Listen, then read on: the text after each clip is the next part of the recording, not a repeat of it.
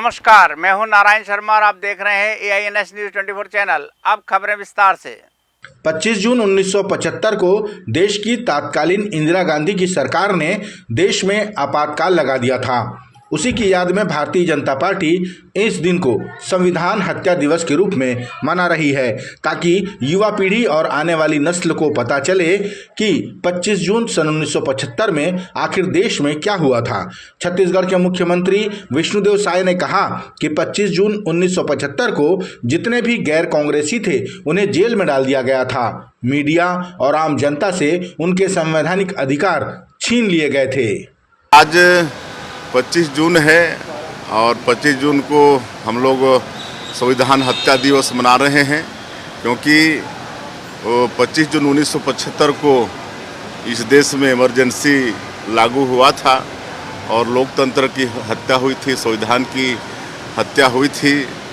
जितने भी गैर कांग्रेसी लीडर थे सबको जेलों में डाल दिया गया था और 19 महीने तक जितने गैर कांग्रेसी लीडर थे सब जेलों में रहे।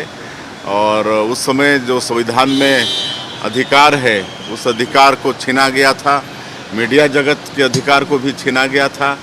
उस समय मीडिया के साथ भी ऐसी स्थिति थी कि सरकार जो चाहती थी वो छपता था। तो इस तरह से संविधान में जो एक नागरिक को अधिकार है वो अधिकार से भी वंचित किया गया था और कितनों का घर इसके कारण बर्बाद भी हो गया। तो इसीलिए 25 जून को हम सब लोग संविधान हत्या दिवस मना रहे हैं। रायपुर जिले के आरंग ब्लॉक में अवैध रेत परिवहन के खिलाफ ग्रामीणों ने चक्का जाम किया।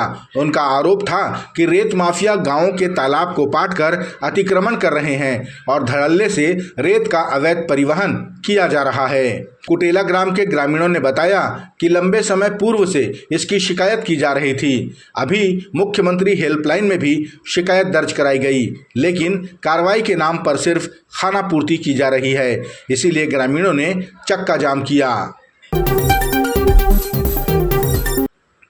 NCERT ने अपने सिलेबस में आपातकाल को भी शामिल किया है, जिसका स्वागत करते हुए छत्तीसगढ़ के वित्त मंत्री OP चौधरी ने कहा कि NCERT के इस कदम से आने वाली पीढ़ी जान सकेगी कि किस तरह देश में लोकतंत्र की हत्या की गई थी और तत्कालीन सरकार अपनी कुर्सी बचाने के लिए तानाशाही पर उतर आई थी। जी, इमरजेंसी देश के इतिहास का काला सच है, लेकिन एक तथ्य है और इसलिए जो कुछ हुआ था उसको देश की आने वाली युवा पीढ़ी को, हमारे बच्चों को जानना ज़रूरी है।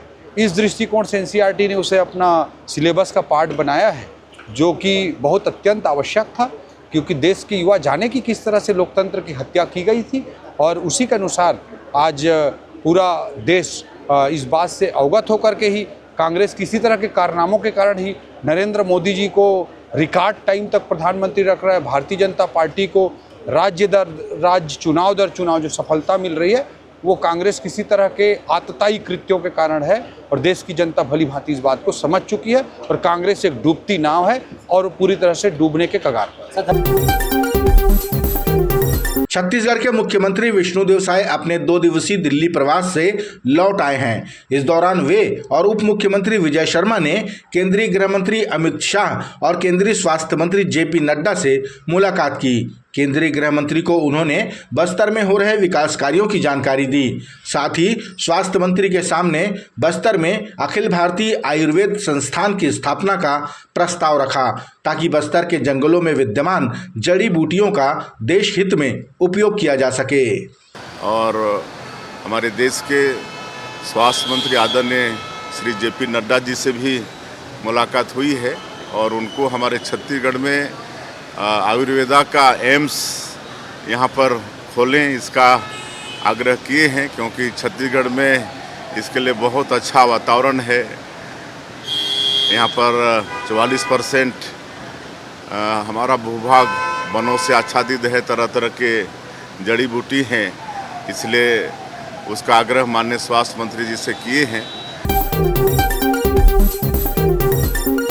क्या आप यकीन करेंगे, राजधानी रायपुर में खुल गया है शुद्धता से परिपूर्ण, कम कीमत में अनलिमिटेड भोजन के साथ शुद्ध शाकाहारी श्री नारायण थाली। जी हाँ, यहाँ आपको मिलता है मात्र 170 रुपए में ऐसा स्वादिष्ट भोजन जिसका स्वाद आप कभी नहीं भूल पाएंगे। श्री नारायण थाली में आपको मिलती है 3 सब्जियाँ, दाल, कढ़ी, रायता, सलाद, पापड़, चावल, ढोकला, 2 प्रकार की चटनी, मीसी रोटी और गर्मा गर्म तावा रोटी जितनी आप खा सकें, साथ में गुलाब जामुन भी। तो एक बार जरूर आइए और अपने परिवार के साथ शुद्ध भोजन का स्वाद चखिए। हमारे यहाँ जैन थाली भी उपलब्ध है। श्री नारायण थाली शॉप नंबर 75 शुभ कदम के बाजू में सिटी सेंटर मॉल के पास, Pandri, Raipur. Phone number 9009474545। Lucknow coaching centre में हुई आगजनी के बाद हरकत में आए शासन प्रशासन ने मुख्यमंत्री विष्णुदेव साय के निर्देश के बाद कार्रवाई प्रारंभ कर दी। रायपुर नगर निगम जोन क्रमांक 7 की टीम ने ब्लिंकिट के ऑफिस को सील कर दिया। बताया गया कि यहां नियम के विपरीत व्यवसाय का संचालन किया जा रहा था और फायर सेफ्टी की कोई व्यवस्था नहीं की गई थी। जशपुर पुलिस द्वारा चलाए गए हेलमेट जन जागरूकता अभियान को golden book of world record में दर्ज कर लिया गया है। जशपुर पुलिस ने एक ही दिन में जिले के 766 गांवों में पुलिस जन चौपाल लगाकर वर्ल्ड रिकॉर्ड बनाया है। इस दौरान हेलमेट रैली भी निकाली गई, जिसमें 10,000 से अधिक नागरिकों की सहभागिता रही। इस अभियान को हजारों लोगों ने वीडियो बनाकर हेलमेट पहनने की अपील भी की। जशपुर जिले के समस्त ग्राम, जिसमें 766 ग्राम और उसके अतिरिक्त नगरीय निकाय क्षेत्र के अलग अलग लोकेशन पर इस प्रकार से कुल लगभग 800 लोकेशंस पर पुलिस के द्वारा जन चौपाल लगा करके लोगों को हेलमेट पहनने के लिए जन जागरूकता कार्यक्रम आयोजित किया गया।